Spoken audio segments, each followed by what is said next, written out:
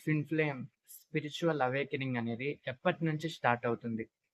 నిజానికి మనం పుట్టినప్పటి నుంచే అమ్మ పొట్టలోకి వచ్చినప్పటి నుంచి మనకు అవేకెనింగ్ అనేది స్టార్ట్. మనం అవేకెనింగ్ తోనే వస్తాం ఎర్త్ మీదకి. అవేకెనింగ్ తోనే వస్తాం. అవేకెన్ అయ్యే వస్తాం. కానీ ఆ యొక్క పెయిన్‌ను మనం ఎప్పటి నుంచి ఫీల్ అవ్వగలుగుతామంటే, మన గురించి మనకు ఎప్పటి నుంచైతే తెలుస్తుందో, మన గురించి మనకు హ్మ్.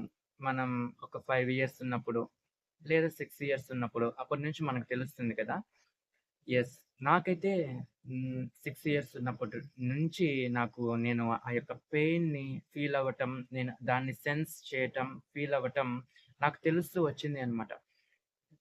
ట్విన్ ఫ్లేమ్ అని అప్పటికే తెలీదు. ఎవరికీ తెలీదు ఆ ఏజ్‌లో. మనకు తెలిసిందల్లా ఆ ఏజ్‌లో ఏమేం తెలుస్తుందంటే, అమ్మంటే ఏంటి? అమ్మ, నాన్న, స్కూలు, మిగిలిన మనతోటే చదువుకునే వాళ్ళు. ఇది మాత్రమే తెలుస్తుంది కదా!